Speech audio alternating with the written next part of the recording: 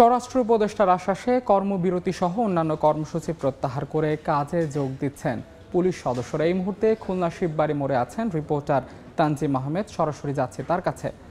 তানজিম, দেশ জুড়ে স্মরণকালের সেরা বিদ্রোহ, বিক্ষোভ, সরকারের পদত্যাগ, ছাত্র জনতার মুখোমুখি পুলিশ, এরপরে পুলিশের সপ্তাহব্যাপী বেশি সময় ধরে কর্মবিরতি। ধীরে ধীরে আজকে সকাল থেকে কার্যক্রম স্বাভাবিক হতে শুরু করেছে, অর্থাৎ পুলিশ তার যে দায়িত্ব সেই দায়িত্ব বুঝে নিতে শুরু করেছে। এর আগের যে সপ্তাহটি ছিল, এই সপ্তাহটির পুরোটাই কিন্তু আসলে যারা ছাত্ররা ছিলেন তারা পুলিশের যেসব দায়িত্ব সেগুলো পালন করেছেন, ট্রাফিকের নিয়ন্ত্রণ নিয়েছেন। আজকে সকালে সেই জায়গা থেকে কিছুটা শিথিলতা এসেছে আমরা দেখতে পেয়েছি, অর্থাৎ খুলনা সহ দেশের বিভিন্ন জায়গায় পুলিশ সদস্যরা তাদের কর্মস্থলে ফিরতে শুরু করেছেন। থানাগুলো থেকে তারা বের হয়ে তাদের যে দায়িত্ব সেই দায়িত্বটি বুঝে নিয়েছেন।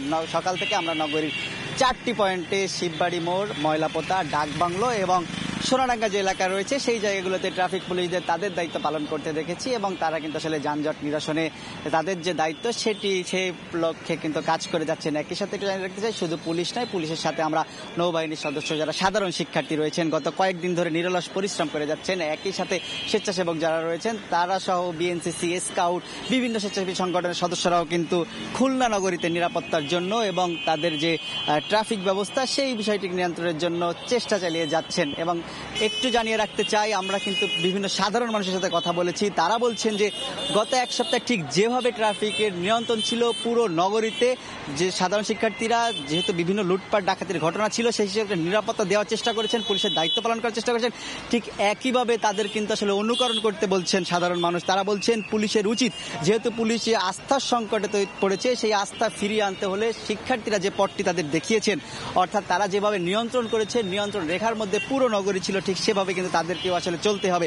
এবং একই সাথে আমরা কিন্তু যারা খুলনার সে সমন্বয়ক রয়েছেন, সাধারণ শিক্ষার্থী রয়েছেন, সাধারণ মানুষ রয়েছেন, সবার সাথে কথা বলেছি। তারা বলছেন এই যে পুলিশ, সেই পুলিশই তারা আসলে চান যে পুলিশ জনগণের বন্ধু হবে, মানুষের পাশে থাকবে, অর্থাৎ তারা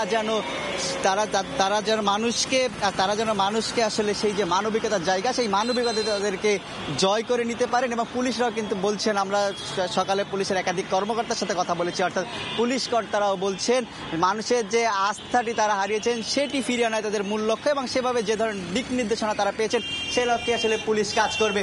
তো খুলনা থেকে পুলিশের কাজে ফেরার যে খবর আমার কাছেই ছিল সর্বশেষ।